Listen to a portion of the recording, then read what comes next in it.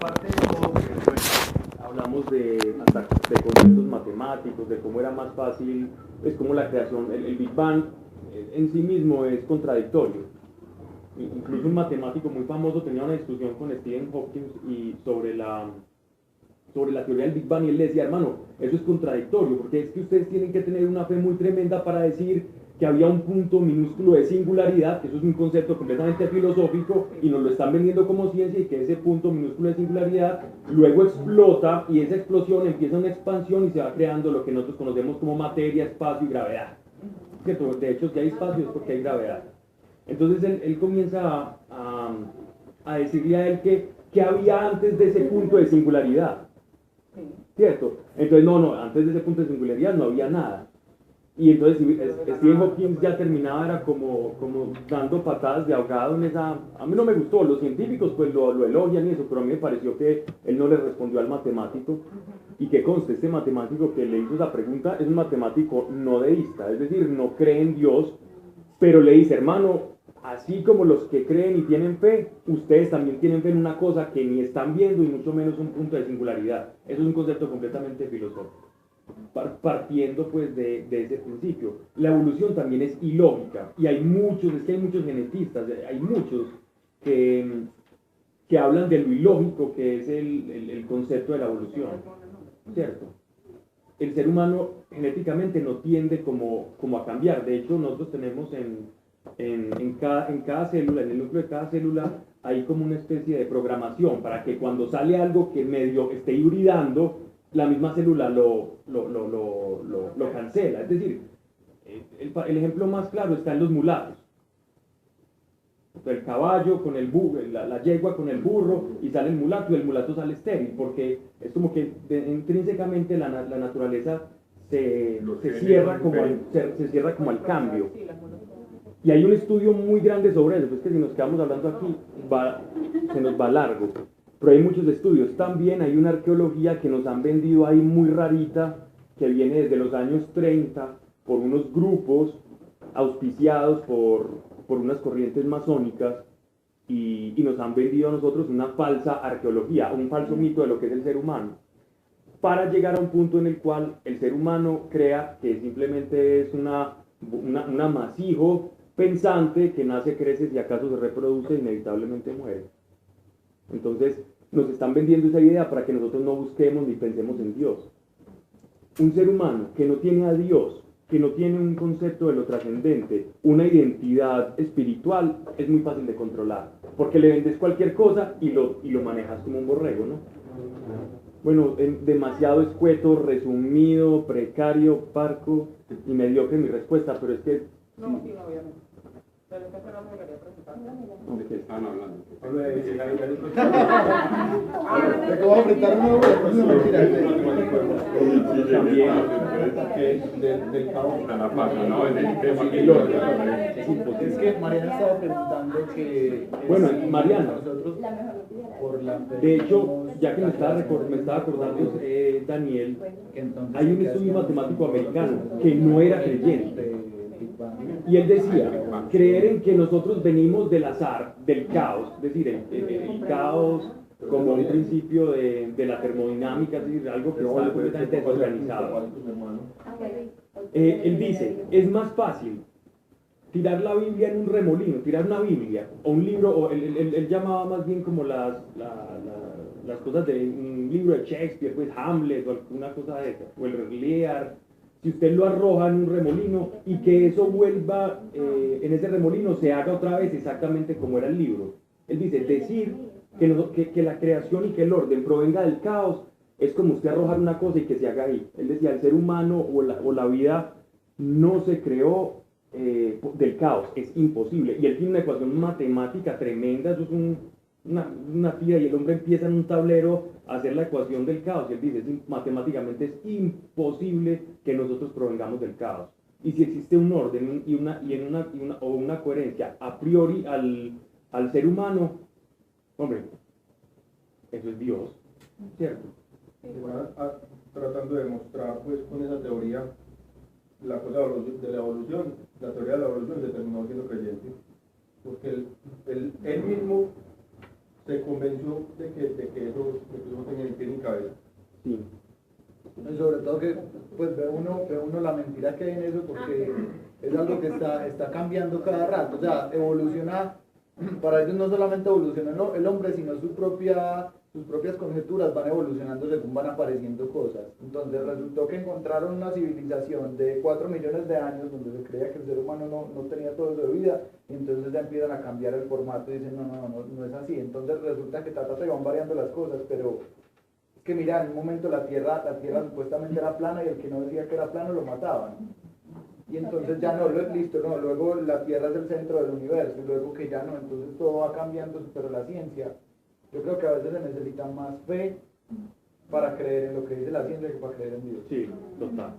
Hasta el más pequeñito de los ancestros sabía que existía algo, porque Dios puso eso en el corazón y Coelho, Salomón lo dice, ¿cierto? Dios ha puesto en el corazón del hombre ese vacío para que le busque. Entonces,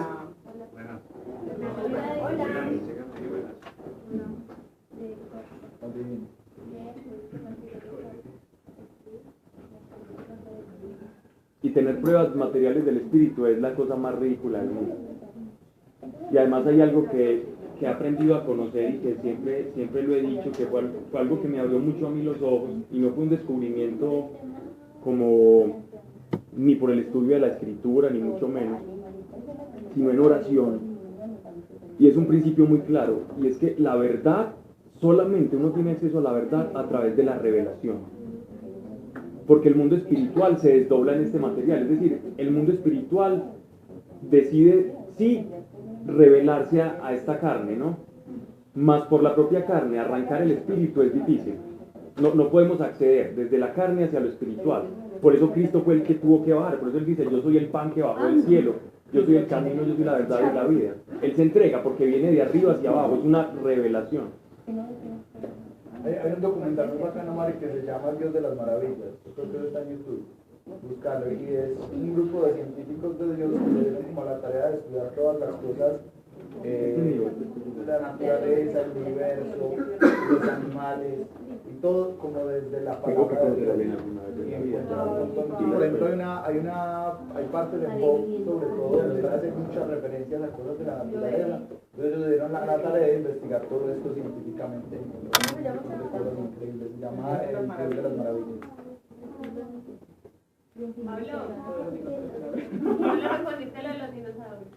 Está dentro del mismo plan y existieron y ahí están. Es que eso no tienen, son animales. Ellos no mencionan.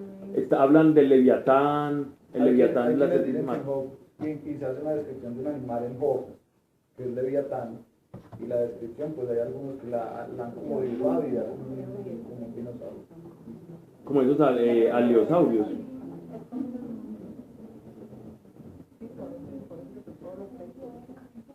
O el monstruo del lago Ness.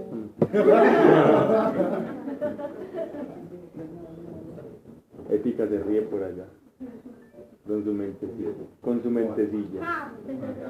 Y esa receta. Mentecita de...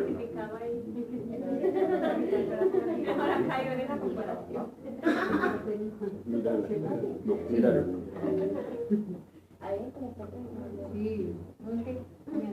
Por ejemplo, ¿sabes que por ejemplo, en el caso de los gigantes, eso está en la Biblia, y ahora hay un documental que incluso muy charro porque lo estaba patrocinando History, y es sobre unos hermanos en Estados Unidos que dejaron su trabajo por ir a buscar gigantes. Entonces esta gente los empezó a patrocinar y ya han encontrado esqueletos, ¿cierto?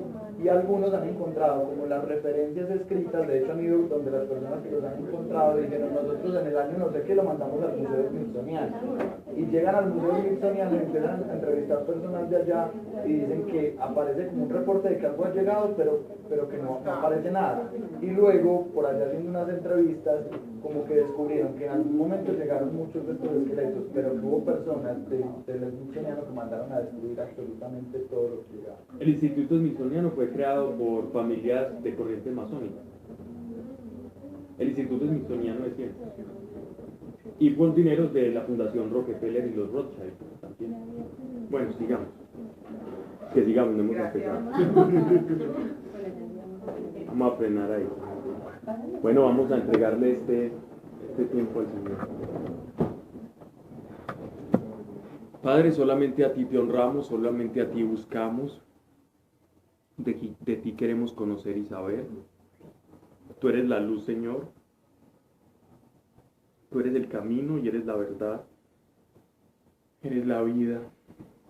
Y gracias, Señor, gracias inmensas, infinitas por existir. Gracias, Dios, no solamente por ello, sino porque nos lo hace saber a cada uno de nosotros, como una certeza que trasciende el campo de la fe y se convierte en una experiencia real y diaria. Gracias por habernos permitido conocerte de esa manera. Te pedimos, Padre, que aquí, Señor, solamente se diga y se hable conforme a tu voluntad y no permitas que caigamos en el error. Señor, que todo conocimiento que aquí alberguemos, Padre, sea para ponerlo por obras y nunca como un mero intelectualismo, sino que todo, Señor, aquello que suba a nuestra mente, vaya a nuestro corazón y bajando a nuestro corazón podamos hacer, Señor, y ser ejecutores de tu palabra, Señor, porque sabemos que tu palabra no es para estudiarla, sino para experimentarla, para vivirla y para poderla expresar a los demás. Padre, que así sea, en el nombre de Cristo Jesús. Amén. Vale. Eclesiastés, capítulo 8, ¿verdad? Ya he terminado el chocolito. El calcetose.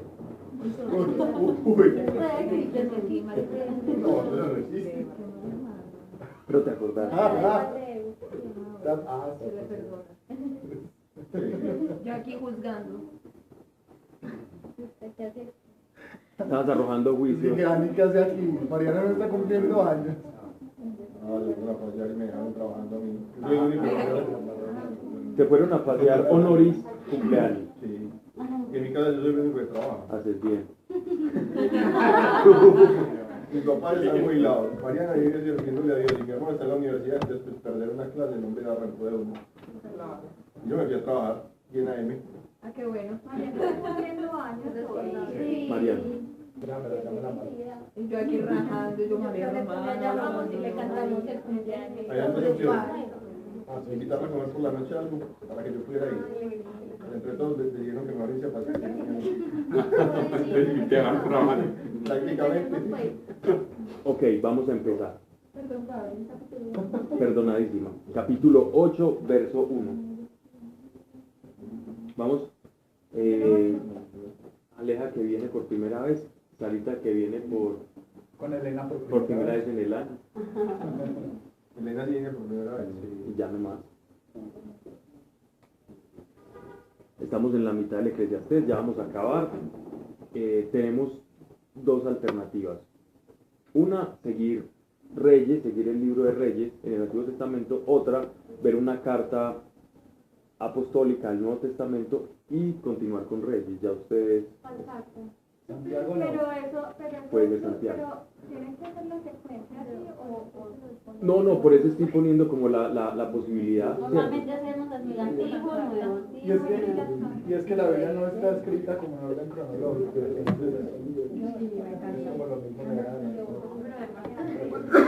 ¿Y Reyes es de qué país? Es la historia de, por ejemplo, del rey David, las cosas que le pasan al rey David, después de Salomón, Josías y todos los reyes ya, y cuando Jeroboam y cuando se divide el reino.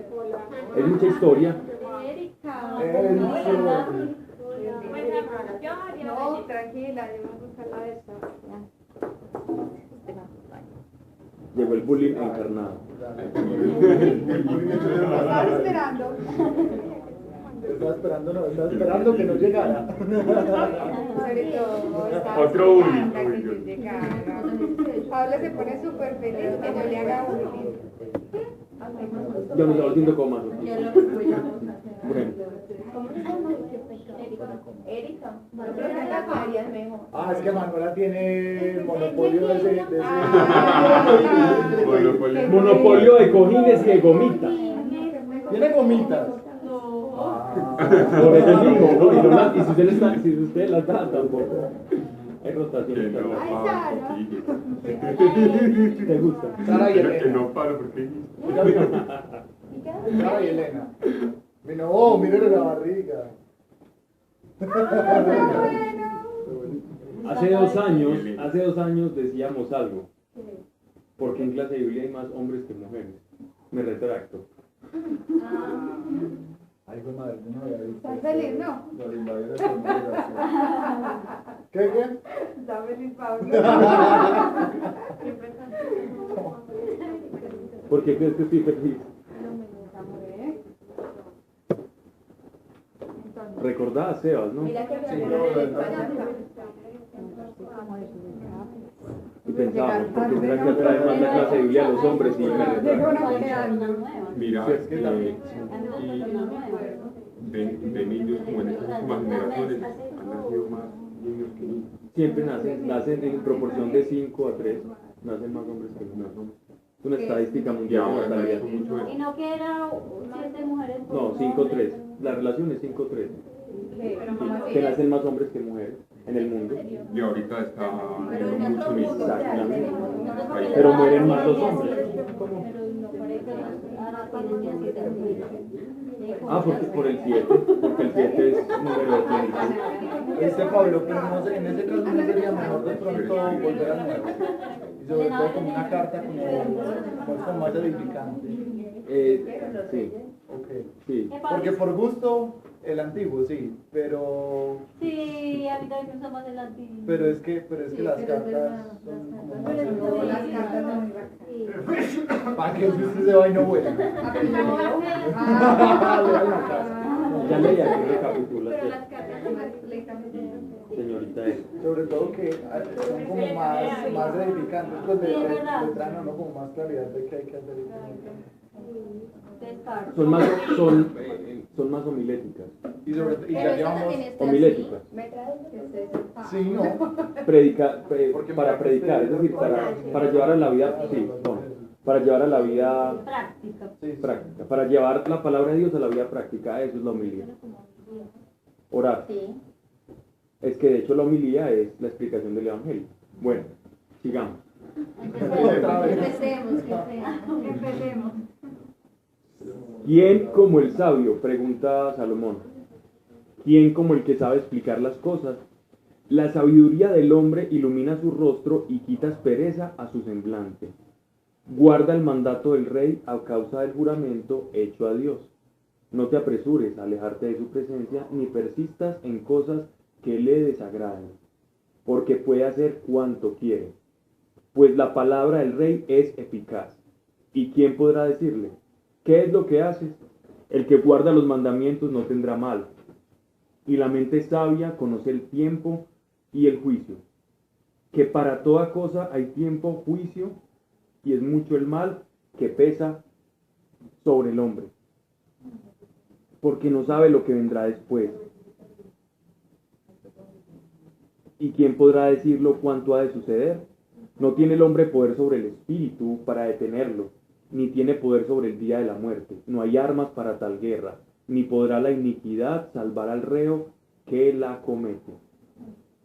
Ok, entonces aquí tenemos una pericopa o una porción de las escrituras. ¿Qué pasa? Pericopa.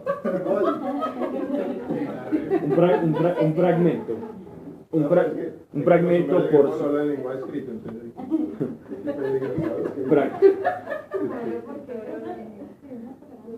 Fragmento. No cambiemos de profesor. Hay mucho. Erika, llegaste y comentaste el bullying acá. No tiene que hablar, mira. Con la risita ahí.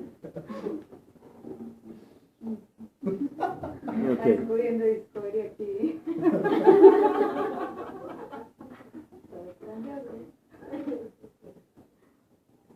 Bueno. Paréntesis.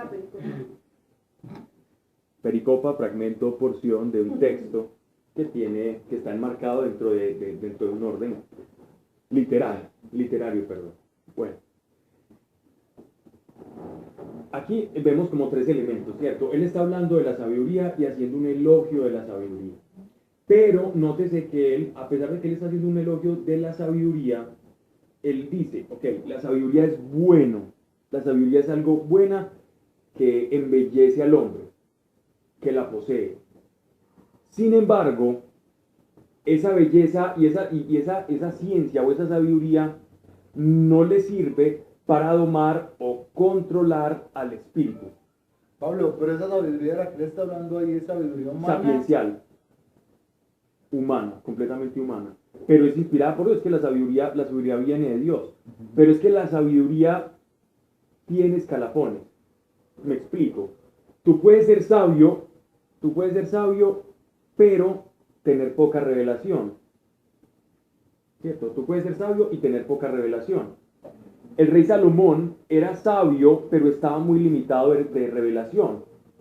Tanto estaba limitado que su sabiduría lo llevaba a indagar por todas las cosas de este mundo, pero por medio de esa sabiduría él decía, no puedo ver, y ahí es donde contrasta la sabiduría, aun a pesar de que la sabiduría es hermosa y que sé que es buena, la sabiduría no me alcanza para yo conocer cuáles son los designios, cuál es el proceder del espíritu, no puedo saber cuál es el porvenir, incluso no puedo tener control de mi propia mortalidad, sino que yo ya sé que por la misma sabiduría, que haga lo que haga, igual voy a morir, como el necio más necio, como el reo más reo.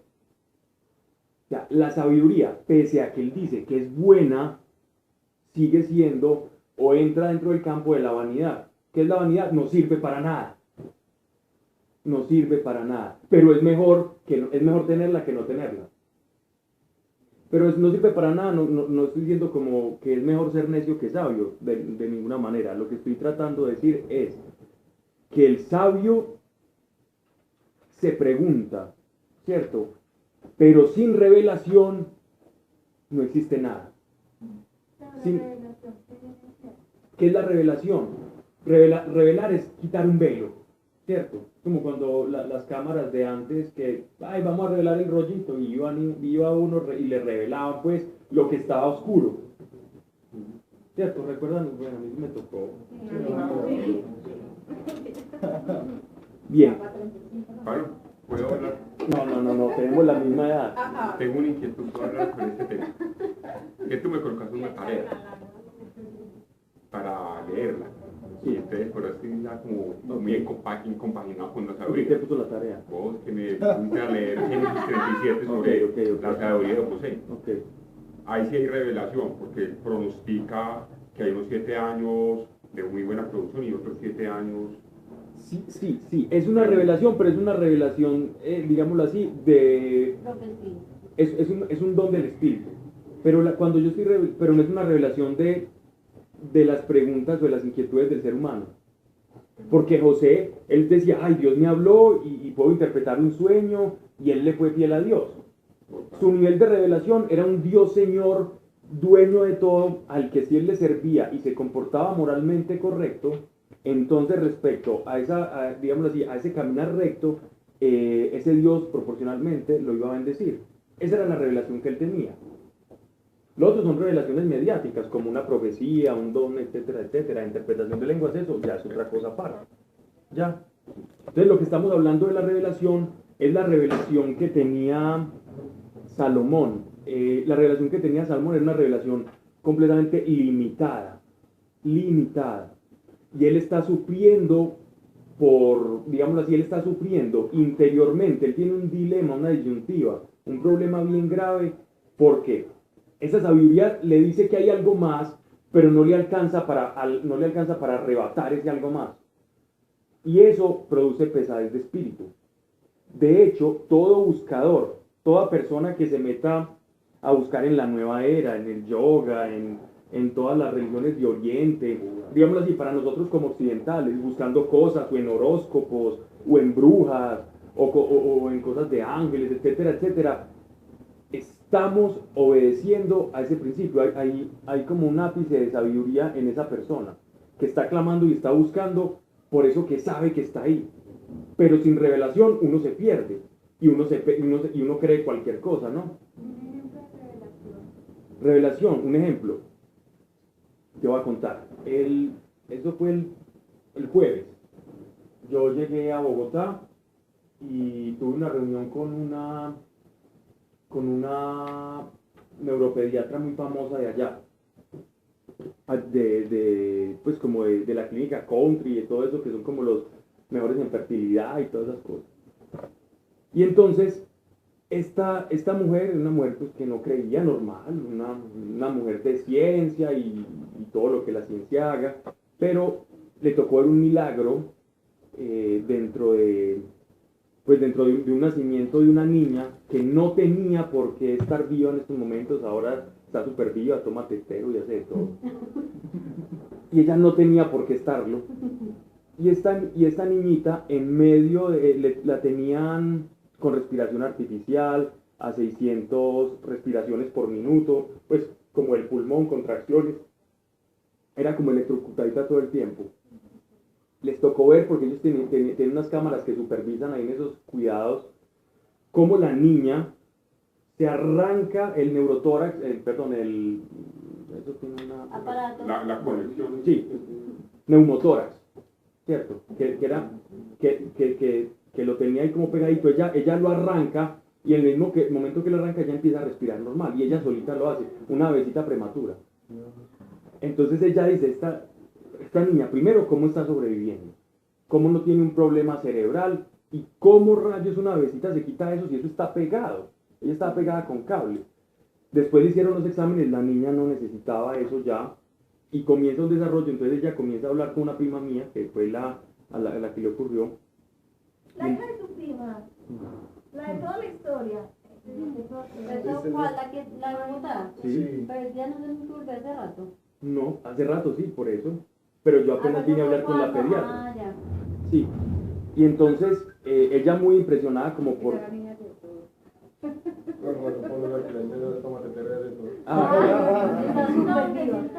Pues quieren ver el video de cómo toma. Ok, bueno, pues ahí lo tengo. Y entonces, ella al ver eso, mi prima le dijo, no, ese es Dios es el que ha estado haciendo eso. Ellos, el esposo y ella fueron diagnosticados infértiles, ellos no podían tener hijos por ningún medio, ni ella ni él.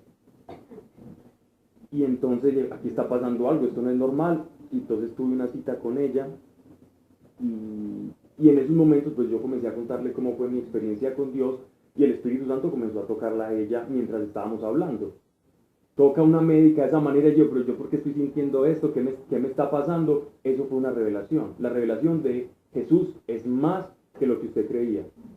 Y Jesús le puede transformar su vida. Y Jesús es el Hijo de Dios. Eso es un ejemplo de revelación. Y cuando uno tiene esa revelación, su vida tiene que cambiar. Eso es revelación. Ella tenía un velo, ella no sabía quién era Jesús. Jesús sí, un tipo allá de la Biblia, de la Iglesia Católica, etcétera, etcétera. Revelación es, Jesús es el Hijo de Dios, Jesús resucitó por mí y Dios es mi papá y me puede ayudar. Tuvo esa revelación, el Espíritu Santo la tocó y bueno, y de ahí en adelante tuve un montón de reuniones. Pabli, pero una persona en el antiguo podía tener una revelación. Sí, pero eran unas revelaciones limitadas, porque la revelación más grande de todas es el Mesías. La expectativa del Exacto. Mesías. La revelación que ellos tenían era la revelación ¿Qué podría pasar? que iba a llegar un Mesías. Era una revelación de expectación. Y también como ciertos vistazos de Dios, por ejemplo, Sí, Abraham, claro. cuando pues que pensaba que Dios solamente estaba ahí en Ur donde él nació, Que era un Dios pero regional. luego va a Canaán y se da cuenta que allá también está y él como que dice, Dios es Dios de todos, no solo de allá.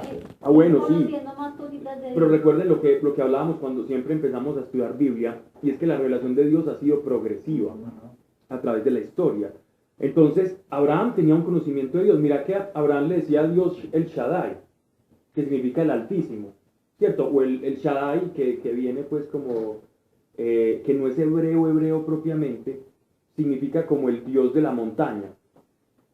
Porque ellos son el Dios, el Altísimo, entonces por eso nosotros le decimos el Altísimo.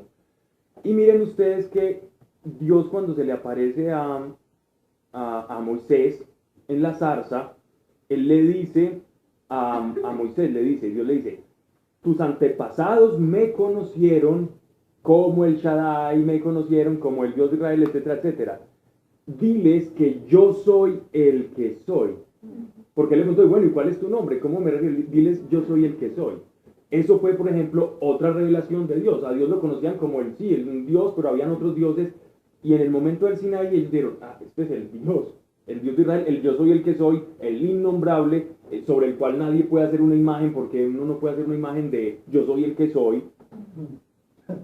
¿Cierto? Entonces, lo que hizo Dios al decir yo soy el que soy es quitar todo límite, esto va a sonar extraño, quitar todo límite para la delimitación. Me explico. Con ese yo soy el que soy, él está diciendo yo soy el ser por excelencia. Y el ser por excelencia no puede ser pintado, no puede ser dibujado, porque no puedes abarcar el ser. El ser no puede ser abarcado ni por una palabra, no puede ser abarcado por una imagen, no puede ser abarcado por nada que yo pueda hacer. Entonces Dios con esa les dijo a los judíos, miren, yo soy el que soy. ¿Ya? Cada vez que yo Otra revelación algo de Dios, Claro. se llamaba Otra revelación de Dios, a través de los mandamientos, de lo que Dios revela su carácter, su santidad. Antes era un Dios temible, después, bueno, ya no es temible, ya es santo. Entonces los judíos comienzan a incorporar en su fe, en su creencia, el concepto de santidad. Ni los griegos, ni los babilonios, ni los persas, ni los mayas del Popol Vuh, ni los nórdicos, ni los Vedas en la India, ninguno de ellos albergaba en sus creencias o en sus religiones o dogmas el concepto de santidad. La santidad solo proviene de esa revelación del Sinaí. Tenemos un Dios santo. ¿Qué significa santo? Como inaccesible, puro, que no es vulgar, que es puro, que uno tiene que estar a la altura de él y santificarse, ponerse las vestiduras blancas para poder entablar una relación con él. ¿Ya? Yo no sabía eso, pero ahora pensándolo bien, sí. Porque si uno se ponía a pensar en todos los dioses griegos, todos No eran corruptos. Incluso ellos Zeus era una joyita, era un gran hombre. Incluso ellos tenían que hacer cosas malas para acceder a ellos, ¿no? Sí, y Loki y todos los locos que de la mitología nórdica, eso iba que con una serpiente, que con un caballo y salía el lobo Fenrir y yo no sé quién. ¿Cómo? Pero es otro lo mismo, no, es otra cosa. Nadie conoce mi correo, ¿cierto? Bueno. Bien.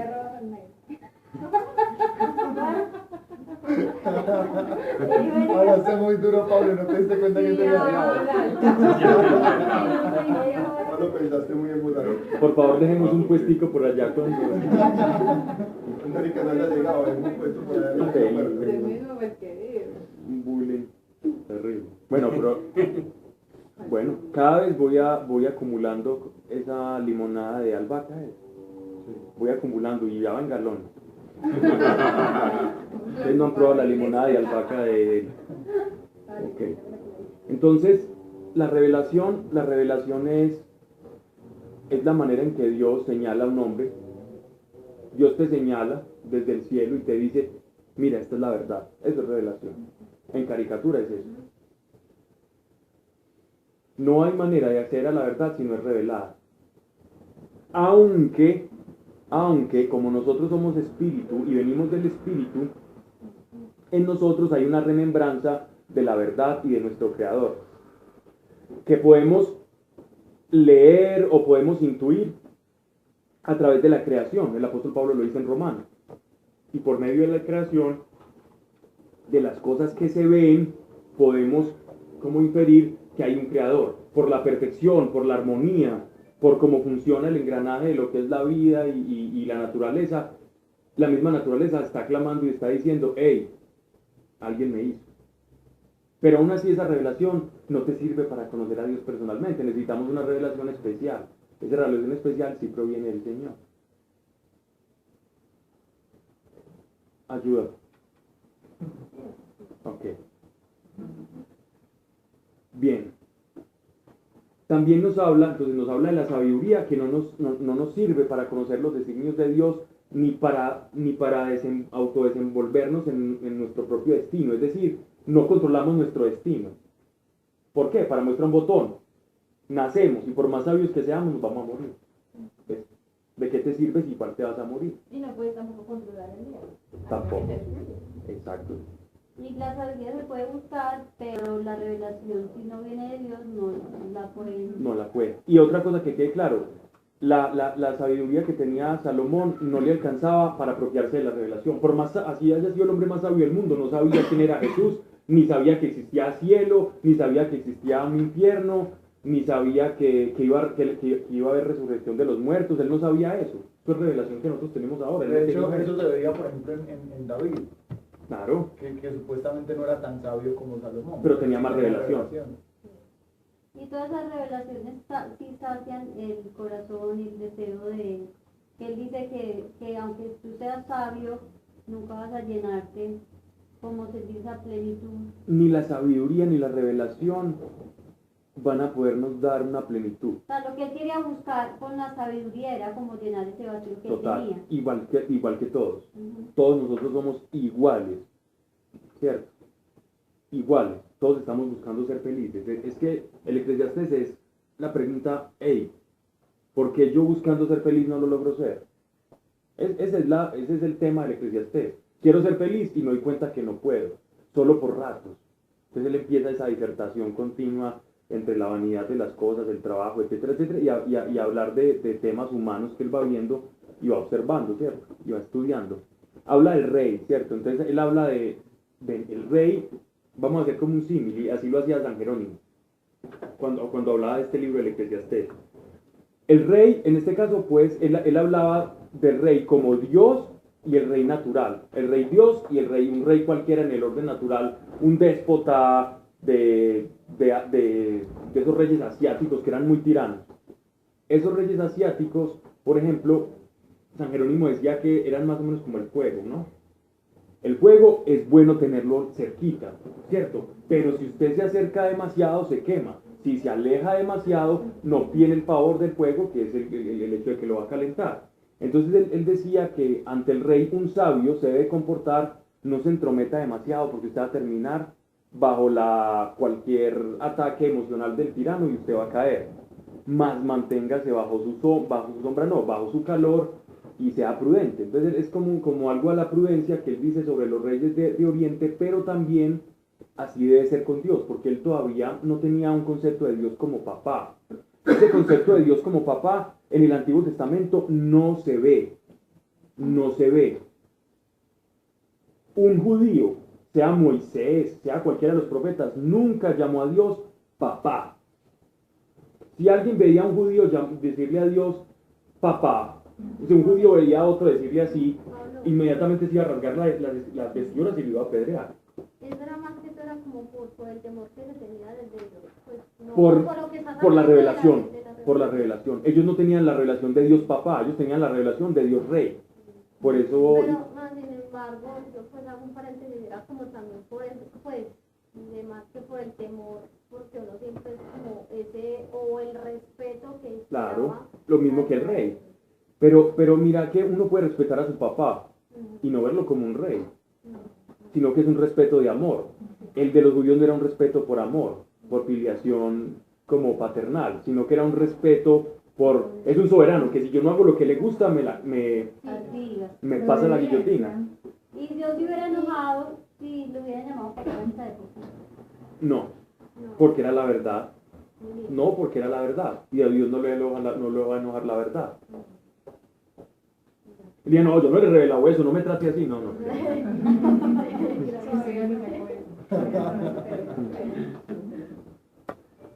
Dice, ¿quién le dio esa profecía? Pero así las cosas, el judío... Exacto. Por eso ellos... No, yo creo que si de pronto alguno le hubiera dicho, igual eran hijos. No, ellos no eran hijos en potencia, sí, porque ellos iban a ser hijos de Dios. De hecho, todos ellos, mira que esto es muy simpático, porque en las escrituras para Dios no hay pasado, ni presente, ni futuro, sino todo es lo mismo. Dios anda en un eterno continuo, ¿cierto? Y en ese eterno continuo, Abraham, por creer, fue justificado. Pero por creer, él ni siquiera sabía que estaba creyendo en Jesús, pero por creer en la promesa de que en él iban a ser benditas todas las naciones de la tierra, ya él era hijo de Dios. Por creer en eso. O sea, el Mesías ya estaba actuando en él por medio de la promesa. ¿Sí me hago entender? O sea, que el Mesías siempre actuó como en retrospectiva y, bueno, y como decían en la ley, en derecho penal y en la ultraactividad también. En retrospectiva y en ultraactividad. Jesús siempre actuó desde Génesis. Jesús estaba actuando. Si yo ponía mi esperanza en ser judío y en decir, yo soy hijo de Abraham, ahí, en esa esperanza, que ya de por sí era mesiánica, ya de por sí era en Jesús, ya era una garantía de salvación. Pero, si el Mesías aparecía y yo lo rechazaba, por más que yo me creyera hijo de Abraham, estaba rechazando precisamente el fruto de la esperanza de Abraham. Entonces ya la cosa sí se pone seria. ¿Cierto? Que eso fue lo que le pasó a los fariseos de la época de Jesús. Los rechazaron a él, siendo que todo lo que hacían ellos, todos los ritos, la Pascua, todo anunciaba la venida del Mesías. Y el Mesías lo tenían predicando al frente y lo rechazaron, y rechazándolo estaban prácticamente entrando en contradicción con lo que creían. Bien. Entonces, miren, más que para ver Eclesiastés, es como para uno darle gracias a Dios de que nosotros no lo vemos a él como un omnipotente severo en un trono por allá de cristal, dando rayos y centellas a todo aquel que peque.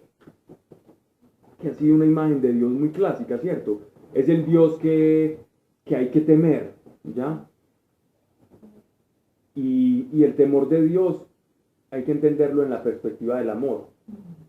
No hay verdadero temor de Dios si no hay amor hacia Dios. Cuando uno comienza a caminar con el Señor, cuando uno comienza a caminar con Dios y a adentrarse en su corazón y anhelar pasar tiempo con Él y dejarse llenar, y a la parte que Él pues va como manifestándose en nuestras vidas a través de experiencias plausibles que uno no puede negar, entonces todos esos detalles van haciendo que tu corazón se apegue a Él, y eso es bonito, eso es bueno, así debe ser. Y con el paso del tiempo, nosotros nos vamos dando cuenta que nuestro comportamiento comienza a cambiar, ¿cierto? Y no es porque uno tenga un decálogo en el dintel de la puerta que uno diga, hoy no voy a matar, hoy no voy a mentir, ¿cierto? Hoy no voy a hacer esto. No, sino que por el amor que tú le tienes y la relación que vas llevando con él, entonces eso va generando un respeto y un no hacer lo que desagrada a ese ser amado. Entonces, yo no voy a hacer aquello que desagrada a este que yo amo tanto. Ahí se desarrolla el verdadero y único temor de Dios. Ese es el verdadero temor de Dios. Al que yo amo no lo quiero ofender. En eso se traduce el temor de Dios. A quien amo no ofendo. Y si yo ofendo a quien amo, por mi naturaleza, por mi fragilidad, pido perdón. ¿Por qué? Porque viene el perdón, viene como una necesidad. El arrepentimiento viene como una necesidad de recuperar aquello que siento que estoy perdiendo. Entonces mira que incluso el mismo arrepentimiento se da por amor y no se da por temor. El arrepentimiento por temor se vuelve en la oración del publicano cuando iba al templo y decía un montón de cosas y oraciones largas creyendo que Dios lo iba a perdonar porque estaba cumpliendo los requisitos mínimos de la ley. Pero el que realmente decía, Señor, yo te ofendí, yo me siento mal, ese era el que obtenía el perdón, porque lo hacía por amor, porque sentía que estaba violando algo. Porque tendemos a pedir tantas veces perdón. Porque tendemos a equivocarnos mucho. Todo el día le pido perdón a Dios. Y a mí una vez una compañera que está haciendo psicología me dijo, ¿usted por qué tiene a pedir perdón? Tienes que analizarte en tu interior qué estás haciendo que constantemente le tienes que pedir perdón a la gente. Y yo analizaba, por más que lo dije, no, tranquila. Pero es como algo, por ejemplo, de mi personalidad, que total, que me perdona, y a Dios, ay Dios perdona, y yo perdona, y yo entonces, ¿qué va eso? Es el amor también lo que tú estás diciendo Pueden ser dos cosas. Una es puede ser el amor. La otra puede ser un conflicto de autoestima. Y la culpa, ¿no? No necesariamente. Más inseguridad. De pensar que siempre lo está haciendo mal. Porque la culpa es buena si te lleva al arrepentimiento. Si la culpa se queda en culpa es terrible. Si la culpa te lleva al arrepentimiento. Ya no tienes por qué sentir la necesidad de estar bien las personas por lo mismo. Claro, Es exacto. culpa, entonces ya es una condenación que Satanás está bien en ti.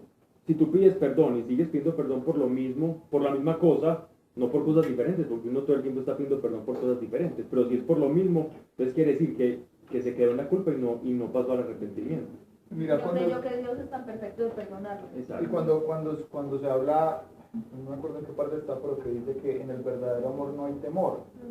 Y dice más adelante que de modo que el que Pero ¿qué teme Juan? no ha sido perfeccionado en el amor. Entonces, Juan, Eso no es por eso. Pero entonces ahí es cuestión de no mirar a qué se debe esa necesidad de estar pidiendo perdón. Porque si es por inseguridad de pronto, entonces ya ahí no es tanto por amor, sino más bien por otro lado.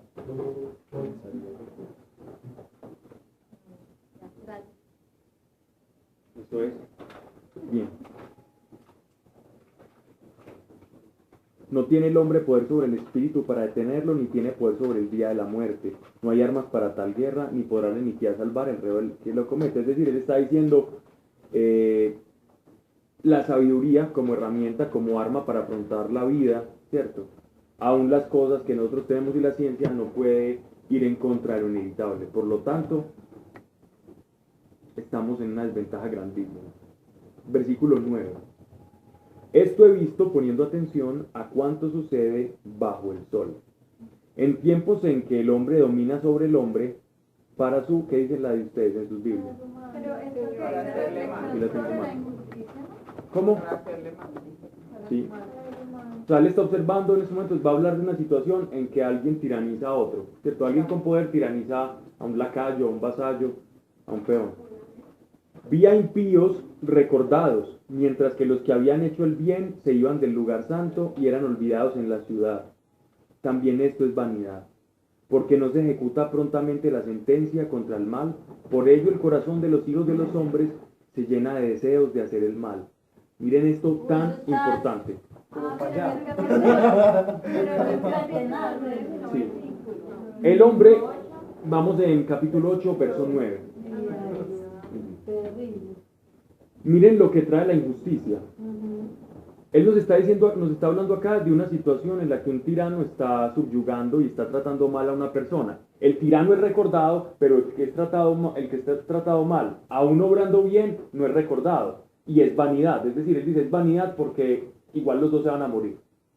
Sin embargo, él da una explicación o nos da algo bien interesante, nos da como una perlita, y es: a mayor injusticia en un lugar, llámese nación, llámese hogar, llámese cualquier circunstancia de nuestra vida, a mayor cantidad de injusticia, o sea, de niveles de impunidad es cuando no hay justicia, ¿cierto? A mayor nivel de impunidad, entonces crece la maldad. Porque el corazón no ve quien le corrija. Entonces el corazón, al no ver quien le corrija, entonces se va y se desvía. Entonces, si no hay justicia, va creciendo la maldad. Entonces miren cómo lo dice. Por otro lado, De que los que ven quieren vengarse, ¿o qué? No, sí, yo lo entendí por el lado de como del otro, si es malvado con el otro se le daña su corazón porque recibió más del otro. no. Porque no se ejecuta. ¿Cuántos Mire, otros habían en ¿Cuántos eso? son? pero está bien. Muchos otros. Porque no se ejecuta prontamente la sentencia contra el mal, por ello el corazón de los hijos de los hombres se llena de deseos de hacer el mal. Pero los que ven, no, de los que vieron la injusticia. Claro, porque ellos ven que no hay. Nadie Que nadie usa, entonces el corazón empieza a tener rienda suelta. y a darle ganas de vengarse el mismo. Pues, La expresión acá es: cuando no hay ley, el ser humano se descarrila. Él está viendo eso. Y cuando hay una ley mal aplicada, es decir, cuando hay una tiranía, el corazón igualmente se Eso es lo que descarrila. pasa aquí en Colombia, ¿no? Sí, total. Pero si está Yo creo que no era lo que quería decir. cuando era malo con Él él, lo quiere decir, pero con el otro, a ese se le iba a dañar el corazón. Sí, No al tirano, sino al que recibió la tiranía. Sí, también. Y a los También. que ven. y a los que ven, ¿cierto? Mira, en la cara. Sí, Ok. estoy masticándolo. Que hace el pecador 100 veces el mal y pervive. Con todo, yo sé que los que temen a Dios tendrán el bien. Los que temen ante su presencia. Mientras que el impío no tendrá bien ni prolongará sus días, que serán como sombras por no temer a Dios. Pues, la revelación que tenía Salomón está aquí clarita. El nivel de revelación de Salomón era una revelación de un Dios completamente práctico y para su vida aquí, para los 100 años que iba a vivir, para eso le sirvió a uno Dios, pero para nada más.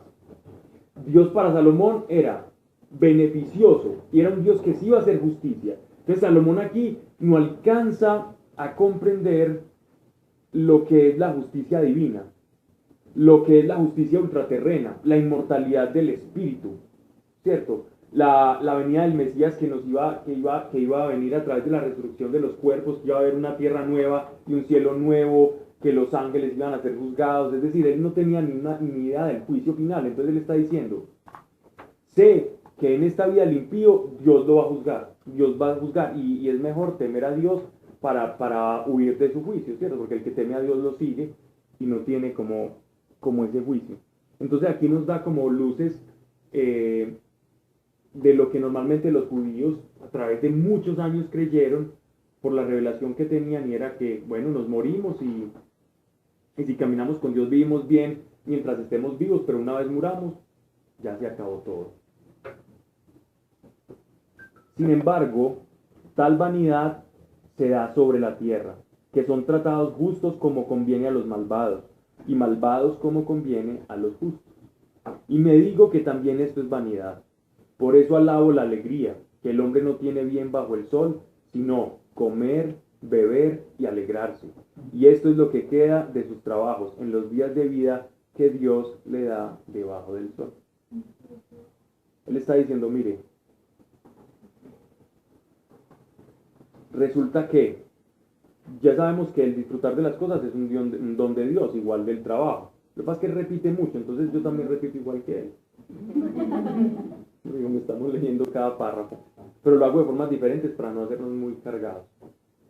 Entonces él dice aquí sobre todo que el encontrar el deleite o el contentamiento en las cosas de este mundo, temiendo a Dios, aquí no están hablando de orgías y de bacanales, aquí están hablando directamente de el gozar de las cosas en la proporción al temor que usted tenga de Dios.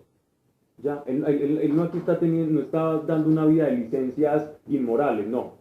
Entonces alégrese con un montón de mujeres y roba y toda la... No. Esto es literalmente alégrese pero con el temor de Dios, como el sabio lo hace. Vale, pero a ver, voy a devolver un parrafito más. Vanidad de vanidad, todo es vanidad, todo es querer atrapar el viento, que le saca el hombre de provecho bajo el sol. Más allá, no un capítulo. Ok, Dios Salomón finalmente estaba diciendo, va a haber un juicio ante Dios. sí, pero hasta allá le llegaba como Pero hasta él la sabía que puerta. llegaba hasta un juicio, pero el resto de judíos no pensaban lo mismo que Salomón. No, Salomón se guardó eso para él, o simplemente fue que lo no les... escribió y para sus hijos. Pero entonces no le dijo a los otros a decirles, oiga, venga, abra los ojos, va a haber un juicio. Muchas veces sí, porque Salomón todo el tiempo estaba teniendo audiencias. Muchos escuchaban esto. El Decían, Coelet, Salomón está loco. no, lo veían como alguien sabio y lo escuchaban. Decían, puede que sí, puede que no. No todos tenían tiempo para escuchar todo. Entonces algunos escuchaban, bueno, el que trabaja, entonces esto no le sirve de mucho, entonces se contentaban, él seguramente les daba, los proverbios se leían en las comidas. Todas las cosas como sapienciales, ellas las leían antes de la cena y ellos... Porque eso no era como un punto Los muy salmos también los importante. cantaban. ¿Cómo? Porque eso no era como un punto muy importante de él como rey decirle al pueblo, porque se supone que era el rey que los guiaba a decir al pueblo, pues abra los ojos. va a haber un juicio. Pero ¿sabes cuál es el problema de Salomón? El problema de Salomón es que son inquietudes muy personales y muy internas, que atañen más como al por qué el ser humano está aquí en esta tierra que a una sabiduría práctica. Y no lo tenía por convicción, sino por duda. Lo tenía por escudriñar, como una teoría, como miren, sí, claro que el libro de Eclesiastés era un libro para leerse, para que ellos se preguntaran lo mismo, pero es que el problema de Eclesiastés es que te lleva a darte cuenta. Todo el Eclesiastés es, Dios es real, Dios existe, Dios gobierna todo. Yo como judío tengo una revelación que es, soy sabio y yo me doy cuenta que este mundo no tiene sentido. Me doy cuenta que este mundo de apariencias no tiene ningún sentido. Comer, trabajar, sobrevivir, alegrarse, contentarse, si igualmente no somos eternos y nos vamos a morir.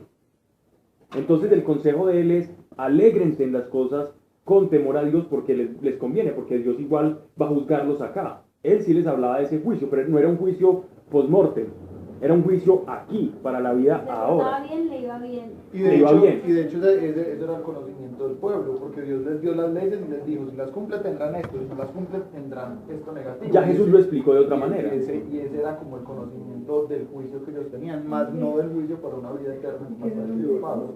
Pero entonces Salomón no está hablando del juicio de la vida eterna, No. está hablando como del juicio Juicio del diario terrenal. vivir. Exactamente. O sea, si cumplo la ley, Dios me bendice. Si no cumplo la ley, Dios obviamente van a haber cosas malas, pero no estaba. Yo lo entendí más acá, Pero yo lo entendí en el capítulo anterior de otra lleva manera. mis preceptos y mis mandamientos y se le dé larga vida y se le dé Exacto. Pero en la tierra, que es distinto a lo que está diciendo Clau. Pero es mira que un dice, juicio- por cuanto no temen delante de la presencia de Dios. No se supone que la presencia de Dios solamente sería en la muerte, o ellos pensaban No. que la presencia La presencia de Dios ellos lo veían como el antes. Shekinah, es decir, como una presencia real que acompañaba al pueblo de Israel. Ellos sabían que Dios era eterno, pero que el hombre era pasajero, como las estaciones. Y ellos sabían que Dios estaba representado de su presencia en el Shekinah, en la mitad del pueblo. Y en el arca, en la congregación. De hecho, Salomón tenía acceso. Ok, sí estaba pensando Al en la arca. presencia de Dios ante presencia cuando nos No, vamos a morir. esa revelación la tenemos, tan clarita la tenemos que nos es difícil pensar como Sí. ellos. Afortunadamente. Afortunadamente.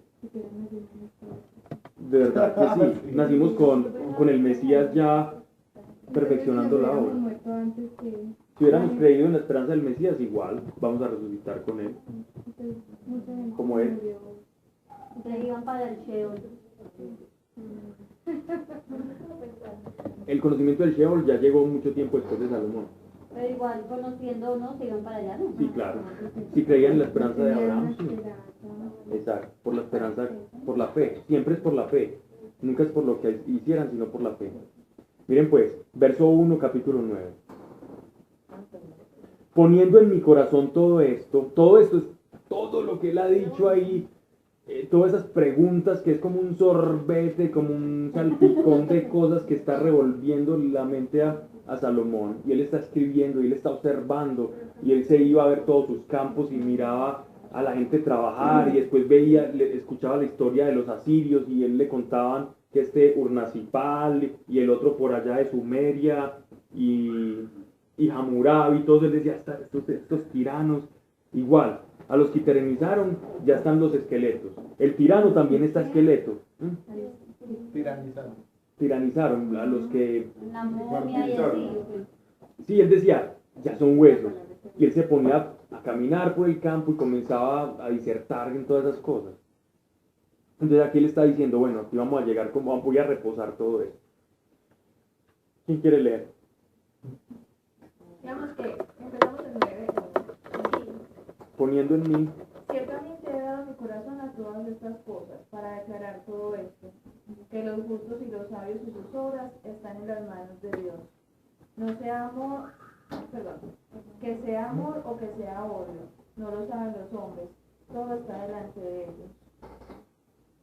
Todo acontece de la misma manera a todos, un mismo suceso ocurre al justo y al impío, al bueno, al limpio y al no limpio, al que sacrifica y al que no sacrifica, como al bueno, así el que peca, al que cura, como al que tiene el juramento.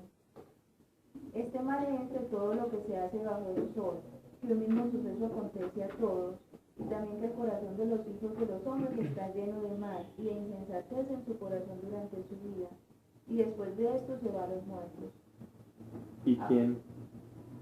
Sigue un signo de interrogación. ¿No? La mía no. ¿Y quién es exceptuado? ¿De quién se puede escapar? Bueno, eso está en la Septuaginta. Y después de lo que leíste, no sé. Después dice, aún hay esperanza para todos que estén entre los vivos. No. De Reina Valera. Si uno lee la Septuaginta, tiene una interrogante que dice, ¿y quién es exceptuado? ¿De quién se escapa? Pero Reina Valera. igual es lo mismo, pues, no cambian absolutamente nada el contexto. No voy a explicar esto, porque es claro, ¿cierto?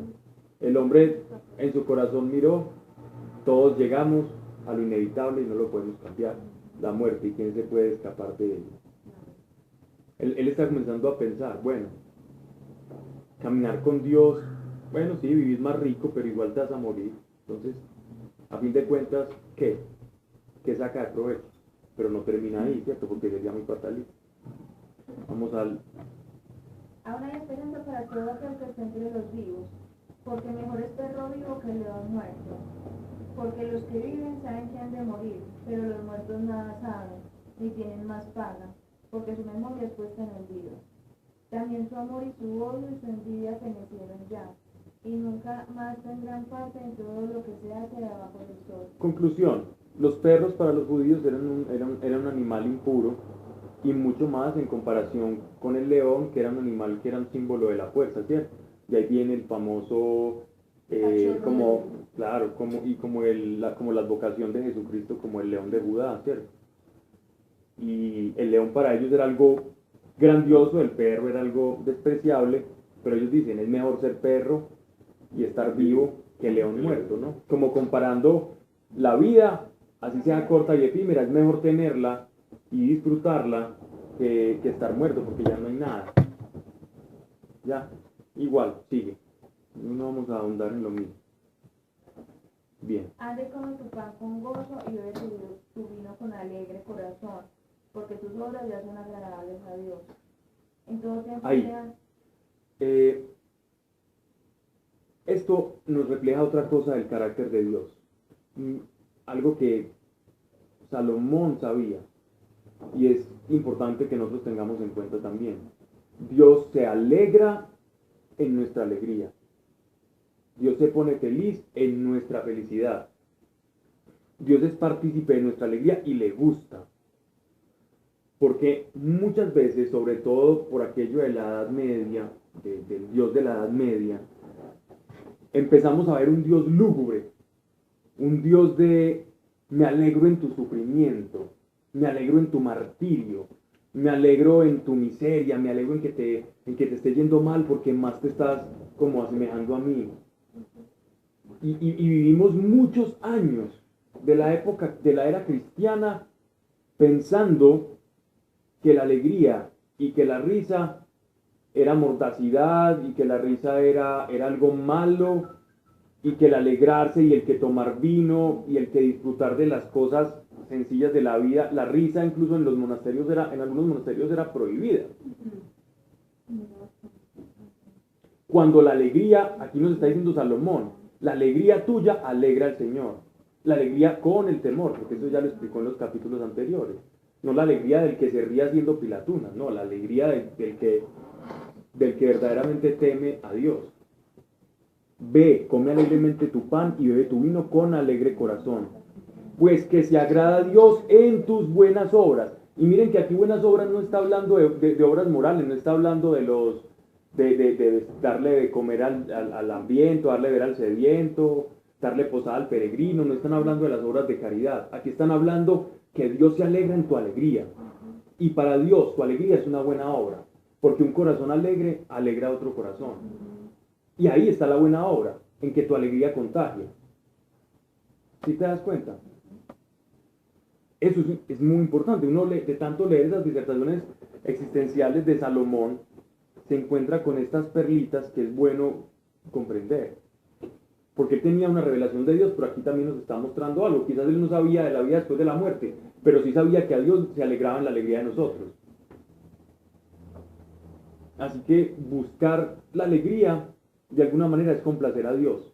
Pero ¿cómo alegría con el temor de Dios? O sea, que no te das alegría como... No, porque es que, como él está diciendo, para no confundir, él está diciendo, ve, come alegremente tu pan y bebe tu vino. Entonces digo, a Dios le gusta que yo beba vino y empiezo, taque, taque, taque, taque. Entonces ahí ya no es una alegría, ya eso es pues una sinvergüencería. Y de alegría se le pasa tristeza, ¿cierto? Ya el otro día.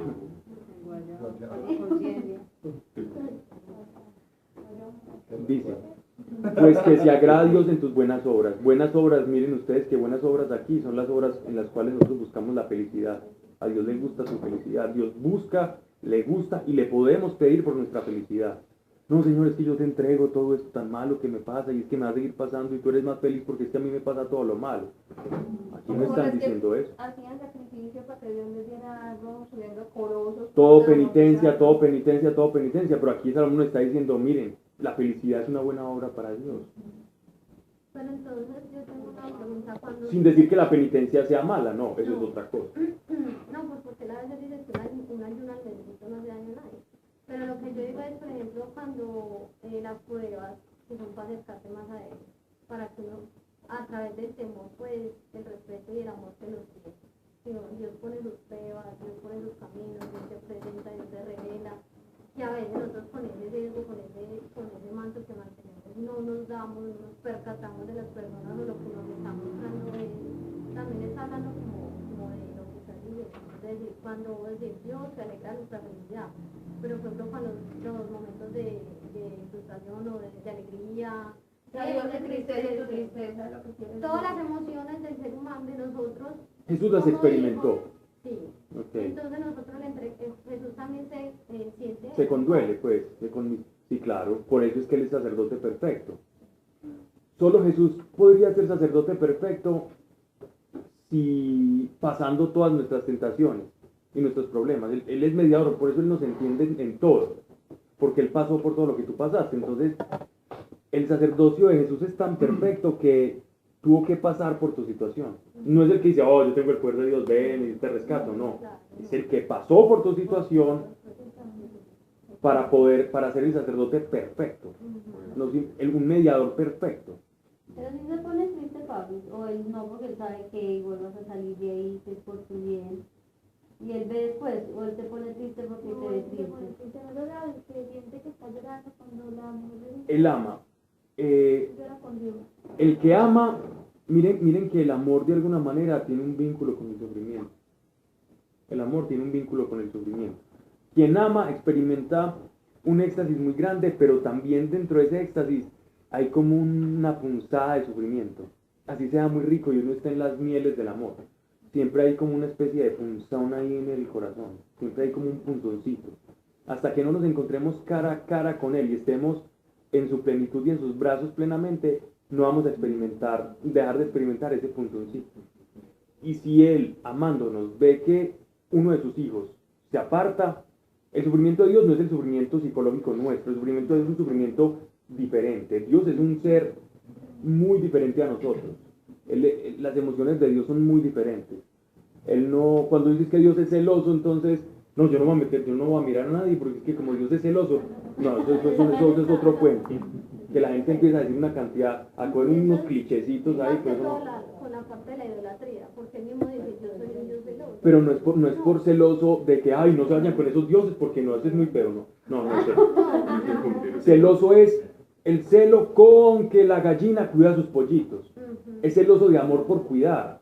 Es el celo de una mamá, no vaya a pasar la calle y coge ese es el celo de Dios. El celo de cuidado, no celo de...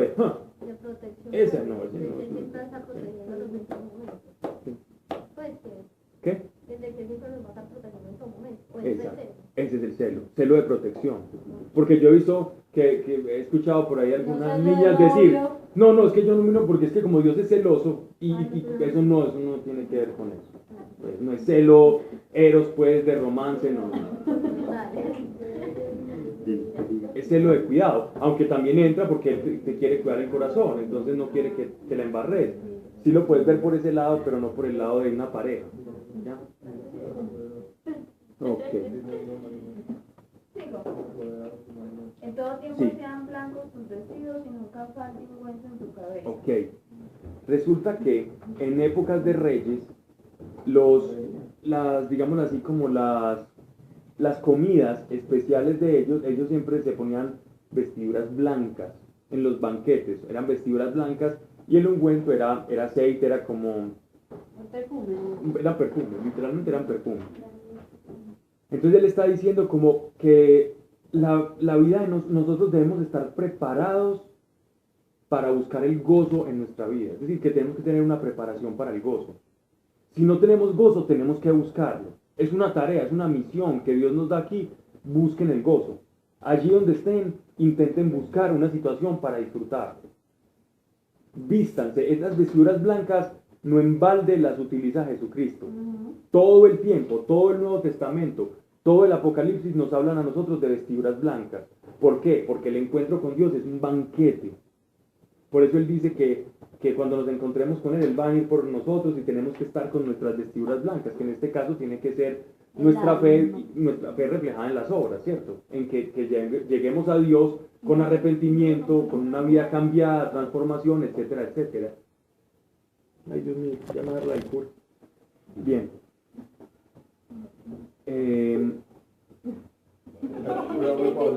¿Cómo? Esa es la de Sarita. Hace rato que tiene la de... Goza de la vida con... Debemos así. Que de tanto como tomar cosas con gas y mientras estoy hablando en público, entonces por eso te pongo a hablar. Goza de la vida con la mujer que amas, todos los días de la vida de tu vanidad, que te son dados debajo del sol. Pues así Todos es. los días de tu vanidad, porque esta es tu parte en la vida y en tu trabajo que te afanas debajo del sol. Todo lo que viniere a la mano para hacer, hazlo según tus fuerzas, porque en el Seol a donde vas no hay obra, ni trabajo, ni ciencia, ni sabiduría. Ay, Muy horrible. sí. Pablo, yo tengo una pregunta. A mí no me cabe en la cabeza lo que... Eso que dice ahí, no sé, hará referencia como el tema de, pues no sé, pensé una vez en el tema de la pereza, con el tema de, o será que es que donde dice, Él dice, goza de la vida con tu amada compañera todos los días de la fugaz vida que Dios te da bajo el sol, porque esa es tu parte en esta vida entre los trabajos que padeces debajo del sol. Cuanto tu mano puede hacer, hazlo alegremente, porque no hay en el sepulcro donde vas ni obra, ni razón, ni ciencia, ni sabiduría. no, Sepulcro, en ese caso, traduce Sheol. La palabra es Sheol, ¿cierto? Pero hay un sepulcro, hay una diferencia entre sepulcro como Kebarim y otro que es sepulcro como Sheol. Son cosas diferentes. Aquí están hablando del sepulcro como la tumba, ¿cierto? Como la tumba, no como el lugar, como la antesala que nosotros conocemos como el Sheol. Hay que hacer esa aclaración. Miren pues, dice, primero, ustedes han visto que normalmente en el Antiguo Testamento se habla mucho de cuidarse de la mala mujer. Sí. ¿Cierto? Y en Proverbios también, de la que es dulce como la miel. La adúltera, yo creo Ah. que... La que es dulce Melissa. como la miel. Que vaya No, Estoy molestando, estoy molestando. Eso, Melito. Tiremos la finalita. una revelación. Mentiras, intenté ver la que se veía más vulnerable y le dije que fue. Limpia la mujer, limpia. Pero es que como estás toda calladita. Bien. Normalmente se habla mucho, pero aquí miren Salomón cómo elogia, es decir, la felicidad la ve anclada a una mujer, pues porque está hablando un hombre, ¿no? Entonces lo se puede ver en otra perspectiva. Goza de la vida con tu amada compañera todos los días de la fugaz vida que Dios te da debajo del sol. Entonces él dice que, digámoslo así, como un compañero, una compañera también facilitan esa alegría y ahí puedes encontrar alegría del corazón y Dios se va a agradar en eso. Porque esa es tu parte en esta vida entre los trabajos que padeces debajo del sol. Es como algo que Dios dio. Y eso está en Génesis. Él simplemente está haciendo como alusión al pasaje de Génesis cuando le dice, no es bueno que el hombre esté solo, entonces le hace a Adán una compañera. Bueno, cuanto tu mano puede hacer, hazlo alegremente. Miren que es casi que un mandato. Cuanto tu mano puede hacer, hazlo alegremente. Porque no hay en el sepulcro a donde vas ni obra ni razón, ni ciencia ni sabiduría. Nosotros no pensamos así. Nosotros pensamos, sí, lo vamos a hacer alegremente porque ya nos estás diciendo que eso es práctico, en esta vida va a tener resultados. Pero nosotros, los creyentes, sí sabemos que lo que hagamos acá va a tener repercusiones para nuestra vida eterna. Y tenemos una consideración de un cielo. Sabemos que vamos a resucitar igual que Jesucristo resucitó. Sabemos que Dios va a tener justicia. Y como hay una justicia divina y serán juzgados vivos y muertos, incluso los ángeles, como sabemos eso, nuestro corazón no se va a ver inclinado hacia la maldad, pese a que en esta tierra y debajo del sol nosotros, contemporáneos, vemos que hay mucha injusticia y que cada vez más despotrican de Dios y que se inventan cada vez más cosas, aun a pesar de que nosotros vemos todas esas injusticias en nuestro corazón, si existe digámoslo así, la esperanza de una justicia plena. Entonces por eso nuestro corazón no se inclina hacia el mal. Así como todo el mundo hace eso, entonces yo también lo voy a hacer. En nosotros no se da eso. Porque nosotros sí tenemos convicción de ¿qué? Juicio. Y en un corazón que hay convicción de juicio, justicia y pecado, entonces el mal no va a poder durar mucho, porque cuando uno ve el mal, uno lo va a querer expulsar, uno va a querer estar limpiando su casa, ¿no? Casa en este caso, pues podemos decir corazón. Carlos, entonces uno podría decir que los judíos anhelaban vivir la vida, pero en cambio nosotros anhelamos poder vivir después de la muerte. Exacto, muy bien, exacto. Es más, para tener una claridad sobre el pensamiento judío, empecemos. El judío de la época de Abraham solo pensaba en leche, pan, miel y que la cabrita no se le rodara por un despeñadero. Y tener muchos hijos. La mera subsistencia. Para el judío, el primer judío, digámoslo así, el primer judío pues fue la tribu de Judá, pero hablemos del primer hijo de la promesa, del primer de Abraham en adelante, ¿cierto? De los contemporáneos de Abraham solamente tenga hijos, que en sus hijos se perpetúa la gracia de Dios, pero usted fue parte de una cadena, un eslabón, que llegó un momento, se desapareció y ya no hay nada más, pero en sus hijos usted deja una huella. Lo máximo para un judío de la época de Abraham era dejar descendencia. Después Dios se va empezando a revelar y ya ellos empiezan a decir, no, lo máximo es caminar cerca de Dios y que Dios bendiga mi vida y me dé descendencia y fuera de eso que me dé muchos años. Entonces ya iban como avanzando en deseos. Y propiedades, eso también, ¿no? Sí, también. Ya después con la ley ellos dicen, bueno, ya mi objetivo es conocer la ley, conocer a Dios, cumplir a Dios para que me bendiga, tener muchos hijos y aparte de todo, pues si Él tiene una gracia conmigo y que me sane de una enfermedad o alguna cosa, pues tengo un plus de Dios, me voy a portar bien para ser sanado, voy a ir donde el sacerdote. Después sigue evolucionando. Después de eso, ya el judío comienza a preguntarse en Salomón, bueno, ¿y la vida después de la muerte? ¿Y quiénes somos nosotros? ¿Y por qué estamos aquí? Sí, Dios es eterno, pero nosotros no. Y en ellos, de las generaciones siguientes a Salomón, comienza a producirse una inquietud que lleva a los profetas y el Señor a revelar, hey, acuérdense que yo les dije a Moisés que después de mí iba a venir uno que les iba a enseñar todas las cosas, y será de la tribu, y será el retoño, un retoño de David, de Jesé, etcétera, etcétera, y él comienza a explicar, junto con la necesidad que ellos tenían de una salvación, de una restauración, de alguien que los salvara de esta situación tan terrible en la que está hablando Salomón, empiezan ellos a albergar la idea de un Mesías. No, hago un paréntesis. ¿Por qué cuando estamos hablando de Abraham y la descendencia de Abraham, que uno decía que ellos, uno entre más iba avanzando, más quería el deseo? Era tanto así que siempre ellos iban a aprobar, por ejemplo, casarse entre hermanos para poder avanzar. No, hay una parte que yo leo sobre todo Abraham y todos los hijos de Abraham. Bueno, eso son cosas Que diferentes. se acuesta una, Sí. Pues que tengo una duda. Que se acuestan dos hijas, se emborrachan a su padre. Sí. Entonces, entonces eso también tiene Las hijas de Lot. como ese desafiable o ese, no sé. No, son cosas, estamos hablando, eso son cosas completamente diferentes. Yo estoy hablando de la idea, cómo va evolucionando la revelación de Dios y la necesidad de una vida después de la muerte y una salvación a través desde Abraham hasta Salomón. Lo que tú me estás diciendo es una cosa completamente diferente. Cuando me estás hablando que ellos empiezan a desear que quiero No. la vida con Dios. No, desear es porque conforme Dios va revelando cosas, ellos van a querer cumplir esas cosas que Dios va revelando. Pero quieren más descendencia, más, o sea, más No. más hijos. Lo que estoy diciendo es, primero ellos querían tener muchos hijos, porque eso era lo máximo para ellos. Ahí ya es la bendición de Dios. Después Dios les revela que Él es más que tener hijos, que Él puede estar presente con ellos, que Él sana a personas, entonces ellos ya quieren alcanzar a ese Dios. Entonces, eso es lo que estoy tratando. ¿Por qué te da risa? Por mi esfuerzo, ¿qué? Ok.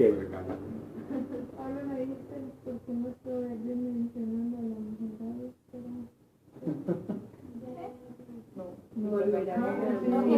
Lo que estamos viendo acá es, Dios se va revelando poco a poco, como que hay después de la muerte, y eso van pasando las generaciones. Es más, por ejemplo, los judíos antes, como no tenían la revelación que no te podías casar con digamos así, con varias personas, Dios no les había revelado eso, entonces Dios no les hacía cumplir algo que no les había revelado. Entonces Dios va exigiendo conforme a la revelación. ¿Sí te das cuenta? Ok. Pero también había cosas terribles, ¿cierto? Que por cosas naturales ellos sabían que no podían. Bueno. Cerrando el paréntesis, íbamos en la revelación, hasta que llegó un momento en el 600 antes de Cristo que los judíos ya comenzaban a hablar, hey, existe un Sheol, existe un lugar donde el espíritu del hombre va. Por eso a Jesús lo entendieron cuando él dio la parábola del pobre Lázaro y el rico Epulón. Jesús no le habló en un lenguaje que ellos no comprendían. Cuando él les habló del infierno y del cielo y que mójame, aunque sea con la punta de tu lengua, porque aquí hace mucho calor y me estoy quemando. Punta de tu lengua. Pues que con el dedo, como agarrando un agua y lo pusiera en la punta de la lengua, no pues que lo lambiera, no. Lamber. Versión nueva, versión distorsionada. Bueno. No, se entendió. El caso es que el público de Jesús comprendía esa parábola, porque ya tenían un concepto de infierno y de vida después de la muerte, que era un concepto que se fue desarrollando a través del tiempo. En época de Salomón no lo tenía. Ya. Bueno, porque Dios se va revelando. No, me va a cuadrar. Sí, porque eran muy precarios, es que ellos eran entre Dios y la supervivencia. Ellos no tenían clases de Biblia por la noche. Versículo nuevo. Sí, nuevo, 11. Este estaba leyendo dos cosas al tiempo, el número y aquí estaba nuevo. Porque los proverbios dicen lo de la mujer adulta, y si ustedes saben por qué los proverbios mencionan No, de la importancia de una buena mujer, de tener una buena mujer. Sí, porque normalmente, ya, te voy a decir por qué, porque normalmente en la Biblia, en las Escrituras, se previene como del corazón engañoso, de eso, ¿no? Pero aquí se está antes como diciendo, miren lo bueno que es conseguirse una buena mujer. Que porque le iba a ayudar a ser feliz y a gozar. Exactamente. Acá en la tierra. Simplemente estaba haciendo el contraste, que no es usual en las Escrituras como ver ese tipo de alusiones a la mujer, no, tenga cuidado. Lo mismo que el mal hombre, pero como ellos eran profetas, en su mayoría hombres, en su mayoría hombres, entonces ellos hablan desde la versión del hombre, pero Y es es que hay un aplicable. proverbio que también dice hombre justo, Sí. que lo hallará, es el mismo pero a la inversa. Exacto. No, No dice hombre justo, pero sí hombre algo así. sensato, dice. Y el sensato es justo. Sigo leyendo. todo lo que te venga a la mano para hacer, hazlo con empeño. ¿Esto lo que dice? Ellos no- El 11. Entonces volvió a observar debajo del sol que no es de los veloces la carrera, ni de los valientes la batalla, ni de los sabios el pan, ni de los entendidos las riquezas, ni de los conocedores la gracia, sino que a todos les llega el tiempo y el contratiempo. Miren ahí. Estas palabras, ¿a qué se les parece? ¿Quién utiliza estas palabras en el Nuevo Testamento? Entonces me imagino que Jesús, ¿o qué? Pablo. Estás haciendo la pregunta. No es ni el que corre, sino al que Dios llama. ¿Y quién la usa? Pablo. Pues porque hace referencia, por ejemplo, aquí me dice con las gafas. Simplemente es una concordancia que te esté El llevando tema un de texto. suerte, por ejemplo, el tema de suerte, dice que los valientes ganan la batalla, todos ellos dependen de un momento de suerte.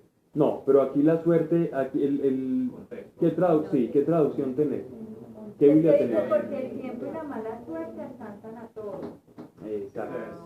Dios habla. De nuevo, observé y vi bajo el sol que no es de los ágiles el correr, ni de los valientes el vencer, ni aun de los sabios el pan, ni de los entendidos las riquezas, ni aun de los cuerdos el favor, sino que el tiempo y el ocaso en todos se entremezclan. Suertes, en el contexto, es devenir, no la suerte de alguien que se gana un juego de azar o el baloto. Es el devenir, es como, sí, el destino, es como cuando uno dice, ¿y qué será de mi suerte, no? ¿Qué será de mi destino? Es lo mismo, es sinónimo.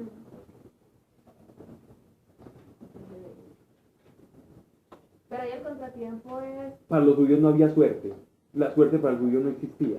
El concepto de suerte en los judíos no existe. Pero todavía. Todavía es que las cosas para el judío no pasan porque sí. Ellos tienen unos manuales, estaba leyendo una vez un manual de un rabino contemporáneo, es un libro que es obligado para todo aquel que se quiera convertir al judaísmo, que explican por qué te levantás con el pie izquierdo, por qué te levantás con el pie derecho, por qué cuando estornudas qué es lo que te está pasando, todo.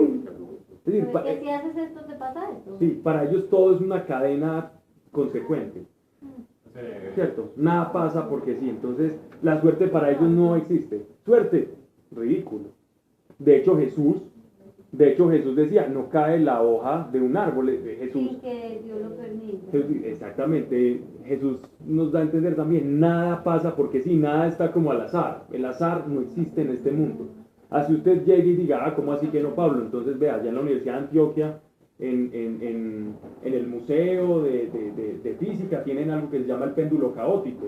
Y uno matemáticamente no puede predecir hacia dónde va a ondular el péndulo. Entonces, si existe el caos, entonces no hay nada predecible. Pues no podrás vos con tus matemáticas, pero alguien que conoce el futuro ya va a saber dónde va a ondular todo, porque está en un eterno presente.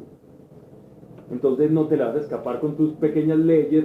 Nosotros regidos con unas leyes no nos le vamos a escapar al que las creó. ¿Cierto? Bueno. Porque el hombre tampoco conoce su tiempo, como Sí. los peces que son atrapados en la mala red, y como los pájaros que quedan presos en la trampa. Así son atrapados los hijos del hombre en el tiempo malo, cuando éste cae de repente sobre ellos. O sea, la enfermedad. ¿Cierto? Ni aun su hora conoce el hombre, como pez escogido en una mala red y como pájaro que se enreda en el lazo. Así se enredan los hijos de los hombres en el mal tiempo, cuando el improviso los coge. Sigamos.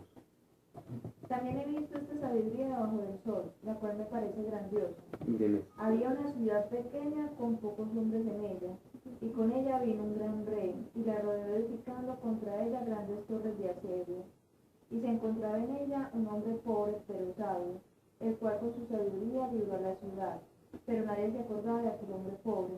Entonces dijo, mejor es la sabiduría que la fuerza, aunque el conocimiento del pobre sea menospreciado y sus palabras no sean escuchadas.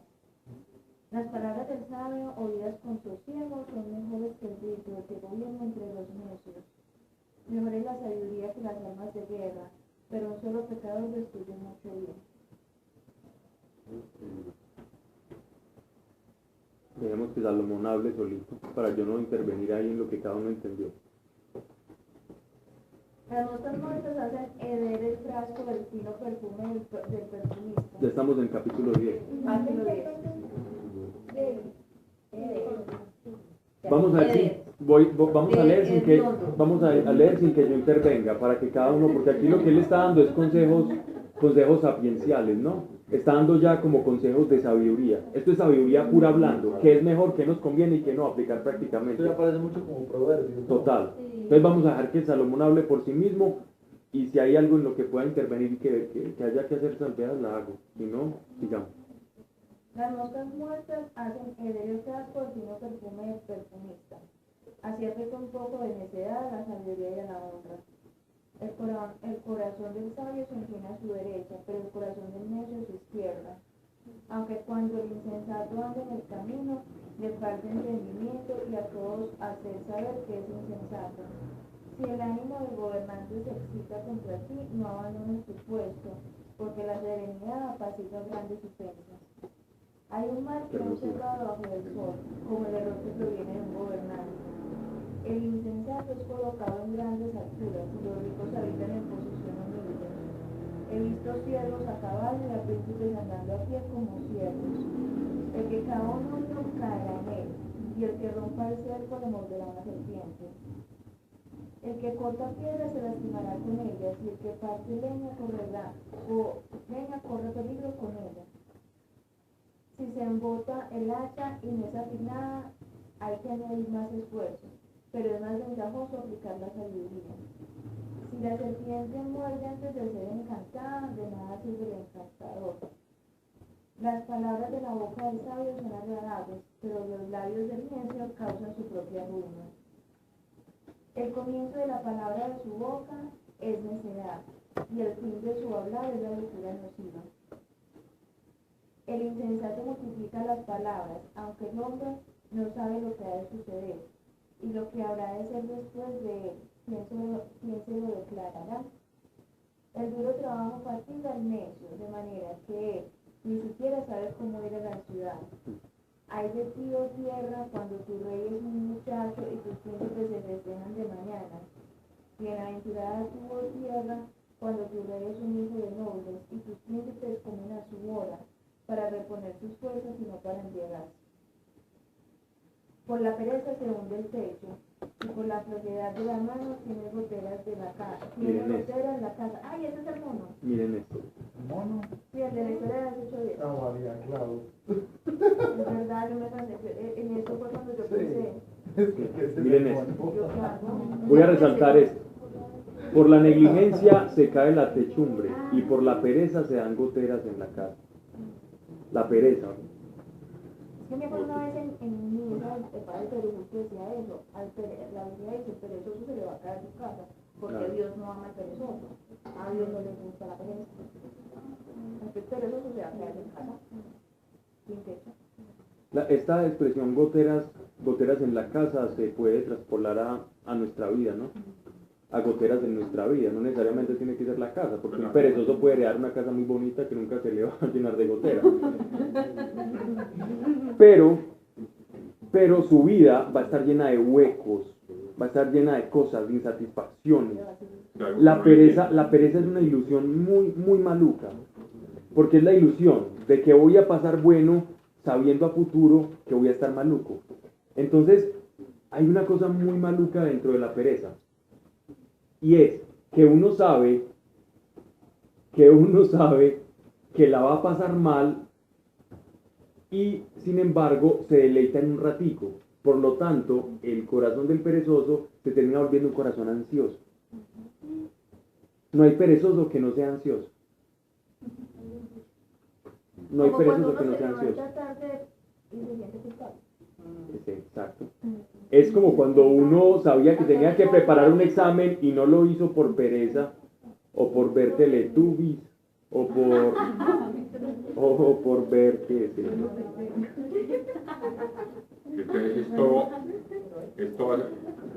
Esto acelera a esa persona que quiere estar ansiosa. Bueno, yo soy acelerado, pero Ese es el reconocimiento que da. sí, no, ansioso y acelerado no son lo mismo, ¿cierto? Pero, porque la ansiedad es temor.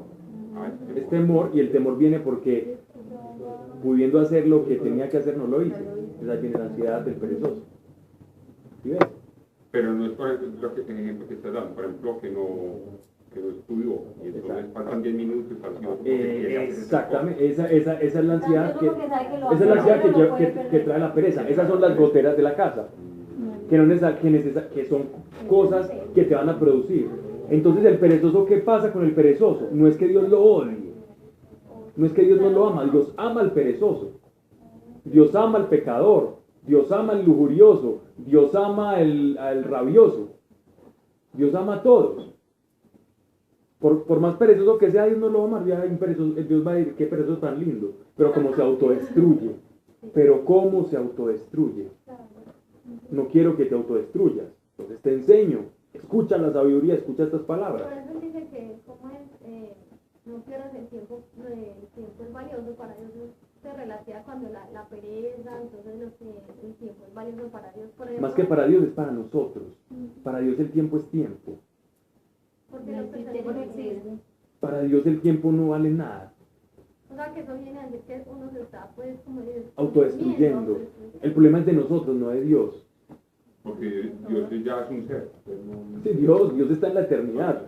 A Dios el tiempo le causa gracia. Es decir, nosotros estamos encerraditos en el tiempo, Por eso pero... dice que Dios no necesita a nosotros, sino que somos malos. Exactamente, es en ese mismo orden de ideas. Exactamente. Somos nosotros los que lo necesitamos a Él. Él es yo soy el que soy, se basta a sí mismo. Pero nos ama, extrañamente nos ama. ¿Por qué?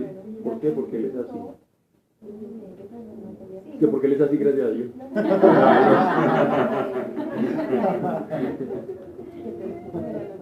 Sigo. Faltan 3 minutos antes de que Sarita, que es el relojito suizo por antonomasia. Falta solamente 2 versículos. El alimento se prepara para disfrutarlo, el vino alegra la vida y el dinero preocupa a todos. Ni aun el cuerpo. Por favor, ¿me puedes volver a leer eso que es muy importante despacio, Claudia? Qué pena. El alimento se prepara para disfrutarlo, el vino alegra la vida. ¿Para qué El trabajamos? dinero preocupa a todos. ¿Y el que preocupa a todos? El dinero preocupa a todos. Señora, sí señora. Lo puede lo arregla. Lo puede Mire. todo, dice acá. Aquí dice para disfrutar los libros para Yo voy a leer, esa está ya contextualizada lo que quiero decir, ya nos están arreglando el problemita, el dilema lingüístico. Entonces, por la negligencia se cae la techumbre y por la pereza se dan goteras en la casa. Se hacen para alegrarse los banquetes y el vino alegra la vida. Recuerden, si el trabajo o lo que ustedes están haciendo los está llevando a que ustedes estén viviendo para el trabajo o para lo que estén haciendo, ahí están mal delante de Dios. Cuando tu vida es para trabajar, ahí estás mal delante de Dios. No es el trabajo para él, no es el hombre para el trabajo, es el trabajo para el hombre. Y el trabajo para el hombre para que el hombre disfrute el producido del fruto del trabajo. No es el sábado, no es el hombre para el sábado, sino el sábado para el hombre. Es el descanso para el hombre, el día de reposo que Dios les mandó a los judíos. No era para que ellos se mortificaran y se pusieran un montón de trabas, cuando ya habían tenido una semana de trabajos malucos. Era para que ellos descansaran, por Dios. Eso fue lo que les dijo Jesús. Hombre, Dios les dijo, descansen, porque Él sabe que la condición del ser humano está en un estado de supervivencia tal que necesitan descansar. Y en mí pueden reposar. Pero ustedes se ponen ley tras ley tras ley que no lo dejan descansar. Lo mismo hacemos nosotros en nuestra vida ordinaria. Nosotros, el trabajo, que el trabajo es lo más importante. Y uno dice, uy, esa persona yo la admiro porque es tan trabajadora. Créeme que Dios no la admira. Dios no la admira porque no disfruta. porque somos producir, hay que producir, hay que producir. Porque no disfruta. Sea producir o producir, o sea lo que sea. Dios nos manda a disfrutar. Si usted no disfruta, deje lo que está haciendo. Si no disfruta, deje lo que está haciendo. Si no puede hacer un alto en el camino, déjelo. Y váyase a hablar con Dios. Te aseguro, Él le va a mostrar qué es lo que usted verdaderamente disfruta. Es un trabajo que disfruta. No, porque el trabajo de por sí es maluquito, ¿cierto? Pero usted lo puede disfrutar. Usted lo puede disfrutar. Nadie puede decir, ay, qué rico, me están saliendo callos por arar la tierra. Pero después, cuando la tierra le dé frutos, usted va a disfrutar. Es decir, tengo callos, pero tengo felicidad. Estoy hablando de aquel que trabaja y no disfruta. Y ese es donde Dios. No es cuando estás estresado, que es maluco, Sí. ¿cierto? Es normal. Es dentro del normal. trabajo, solamente que después, cuando veas los frutos, vas a decir gracias Exacto. Dios. porque la mayoría de la gente con los frutos no disfruta, sino que incluso Añora más. Y entonces añorando más no disfruta, y eso lo explicó en los capítulos anteriores, que tienen un vacío que no se harta su corazón. Por eso él dice, es don de Dios el disfrutar. Entonces pidámosle a Dios tener esa capacidad de gozo, de disfruto entre los compañeros de trabajo. Bien, El vino alegra. dice, y el vino alegra la vida. Todo esto es para decirlo lo mismo que estoy diciendo de otra forma. Y el dinero sirve para todo, ¿cierto? Es lo mismo, es la capacidad de disfrutar, ese es el contexto, ¿no? No digas mal del rey ni aun con el pensamiento, ni digas mal del rico ni en tu alcoba, porque los pájaros llevan la noticia y aún al lado harás saber tus palabras. Prudencia. Prudencia, no emitir juicios. Y si lo pensó, cállelo, porque es segurito, lo que usted pensó, al momentico usted da cuenta que era mentira. Ustedes saben la cantidad de autoengaños que nosotros tenemos por segundo. Nosotros apercibimos la realidad. Y sobre todo con las personas. Con las personas nosotros nos damos unas engañadas. ¿Sí o no? Por las apariencias también. Por las apariencias, es terrible, eso es terrible. Es terrible. Cuando veas una persona, no penses, es pobre, es rico, es esto, es engreído, no. Porque seguramente todo aquello que estás pensando es mentira. Pero siempre es como, pues, qué rico uno tratar de dejar eso y empezar a... No tratar, qué rico hacerlo. Por eso, o sea, eso es lo que uno dice, yo me incluyo porque tampoco soy pues uno de la gente, sino que muchas veces también se sale esa persona, mira cómo te viste y mira, pero cuando te sentas con ella, qué rico es sentarse a la cosa. Sí. Entonces, De hecho, podemos hacer el ejercicio y lo podemos empezar a hacer desde ahora en adelante. Acuérdense de esto que estamos hablando, y es, cuando conozcas una persona nueva, inténtala ver como un libro en blanco. Sí, uno ya va a tener pues como uno se va a formatear. Bueno, por las características físicas de esta ciudad, y eso es normal, porque la mente fue diseñada por Dios para clasificar, para organizar y para contextualizarnos, y la misma experiencia nos va llevando a eso. Entonces no es que vamos a ir en contra de la mente, simplemente vamos a ir, ok, mi mente me dice esto, me pongo un libro en blanco y voy a permitirme conocer a esa persona, porque los prejuicios nunca nos van a dejar conocer a una persona. Y por eso una vez hice un ejercicio hace 2 años en el grupo y pregunté a quién le caí yo mal de entrada, y no les voy a decir el resultado porque no es muy alentador. No, ese tema, ¿Cómo? ¿Vos estabas y alzaste la mano?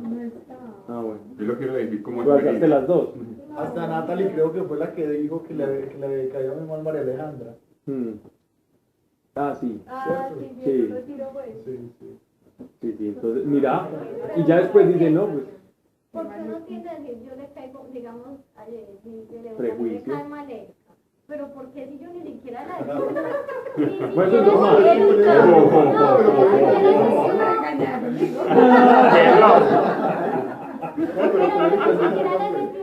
ni siquiera les dio quién es ella, ni Y ya siquiera te cae sé mal. quién es. Eso pasa mucho. Sí. Bueno, con Erika a veces, pues, uno entiende. Para un ejemplo. Ay, No, pero con él es normal, yo quiero como contar una experiencia, como a mí me pasó eso también, es decir, tengo un tiempo que tenía mucho prejuicio, que vivía mucho con el prejuicio, con la posición, con la vanidad, Sí. y aquí llevamos que empecé a conocer a Dios, y mi familia que es un poquito como más acercada, menos, pues como sesgada, o sea, las personas, he empezado a disfrutar mucho eso. Claro. Y gente que uno ve, como dice, de las apariencias, la persona más inteligente, sencilla, de un blue jean, pero de ropa sencilla y súper culta, a personas que puede uno mostrar también que son demasiado bien vestidas y uno las habla y no tiene ningún fundamento. Entonces ahí es donde uno pide también a Dios esa Total. Es verdad. discreción también. Si nosotros pudiéramos tener yo creo que de lo que nosotros nos deberíamos de alegrar de verdad, y nuestra capacidad de admiración debería estar inclinada hacia la capacidad de amar. Y lastimosamente no es así. Nosotros no admiramos al que tenga capacidad de amar, nosotros admiramos a cualquier peleo. O a cualquier cosa, o el que tenga cualquier cosa. ¿Cierto? Pero la capacidad de amar es nuestra medida. ¿Qué pasó? Que, espérate, yo traduzco. Dani necesita el wifi. Traducción Ya no lo está correcta. conectando. ¿Cierto o falso? Sí. Vea. Percibió la realidad, no percibió. Tenían una comunicación Entonces, mire, no digas mal de rey, ni aun con el pensamiento, no digas mal de rico ni en tu alcoba, porque los pájaros llevan la noticia y un alado hará saber tus palabras. ¿Cierto? Entonces, no tengamos un juicio, que eso no es sabio, eso es de necios. De necios es prejuzgar.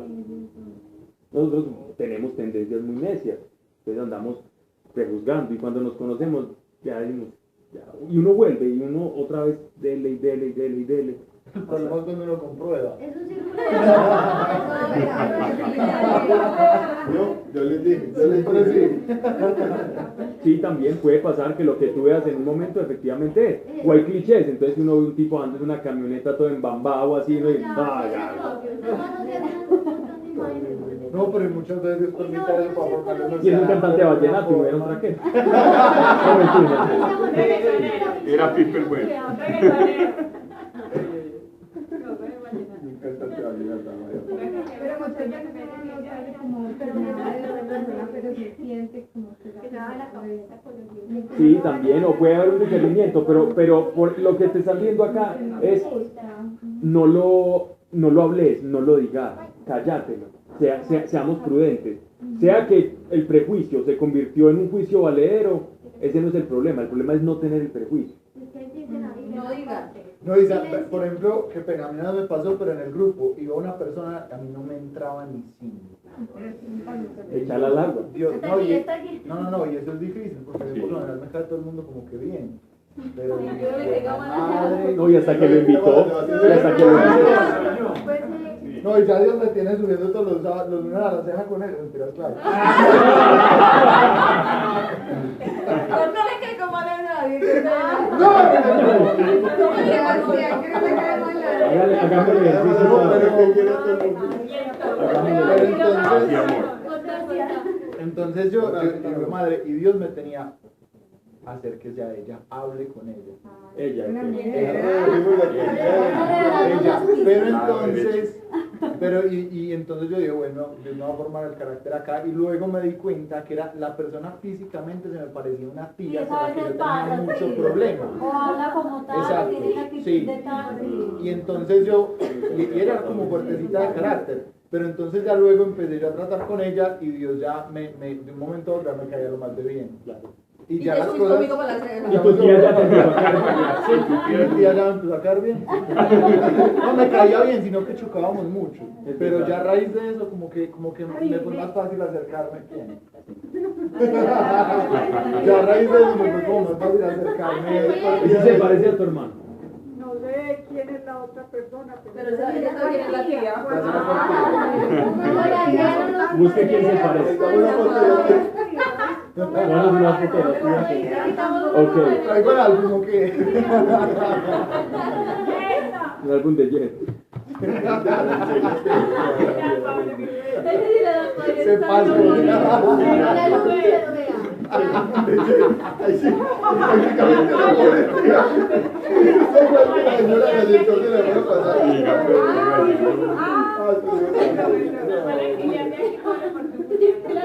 Por favor, no juzguen mi comentario, muchachos. Yo digo, Pablo está diciendo, ay, güey, madre, pensé, hablé. Eso le pasó a esta señora con la señora del ascensor. Eso le pasó a esta señora del ascensor. ¿Por qué será que la gente solo tiene memoria como Paloma? Le has primero Ay, padre. Por eso ya son las 9:40. Vamos a dar por terminada la clase. Faltan 2 capítulos. Ya ustedes me dirán si una carta del Nuevo Testamento o proseguimos con Reyes. Libro histórico más denso, más largo, con mayor contenido de explicación histórica, menos homilético, más clasecilla.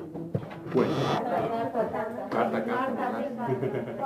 Es como, casi como lo vendió, pues nadie va a querer. No, pues Claro, escribo el bloque. como lo vendía el famoso bloque de Reyes.